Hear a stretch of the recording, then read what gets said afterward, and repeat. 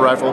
Never once in my career in the Marines, not of all the weapons I've used, the rocket launchers, the missiles, the long distance shooting, never used Coriolis effect. I never heard the words before. It's not even in the sniper manual. So when I was in the Marine Corps, I never even heard those words. I didn't even hear those words till I got out of the Marine Corps sometime in college later, and I hear about Coriolis effect.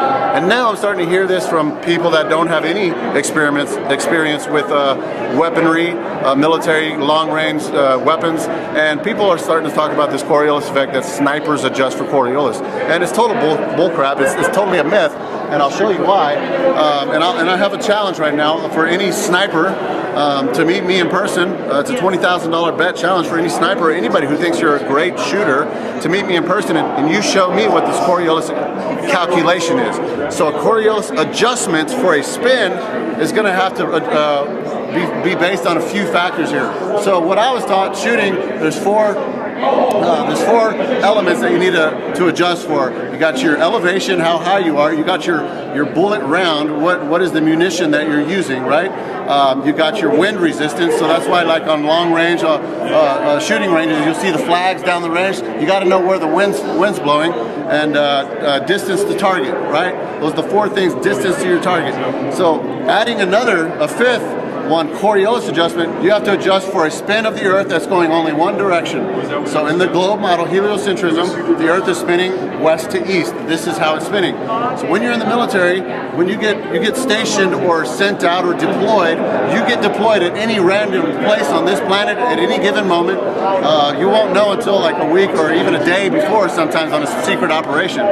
So you could be deployed over here in Canada, you can be deployed over here in South America, you can be in Africa, right here, you can be in Europe, you know, Somalia, Japan, any of these places. And by the way, I've been stationed in Japan. I've been trained in Australia with the Australian Marines down here, Japan, let's see, Indonesia, and then Europe with the Marine Security Guard duty. That's another duty I did. I did special duty with the Marine Security Guards. In 1999, I was a personal guard for President Clinton, Madeleine Albright, worked with the Secret Service, so I was posted up here. And then where I started was Camp Pendleton, California, East Coast also. So I've just been all over this globe, as they say. So everywhere I've been would have a different Coriolis adjustment, because if the Earth is spinning 1,000 miles at the equator, if you go down halfway to the South Pole, it's 500 miles per hour right here, and to 0 miles per hour. You know what I'm saying? You get the concept of a spinning ball is going to be slower the higher you go and faster at the equator. So not only do you have to know at any given moment when you're in a combat situation where you are on this globe, how fast you're going, you have to actually know which way you're facing, the direction you're facing when you're shooting your weapon at your target, right? So let's just put ourselves in a combat situation. I'm over here posted up in my ghillie suit, and I'm a sniper, and I'm looking at an enemy down here, and all of a sudden I got an enemy flanking me over here.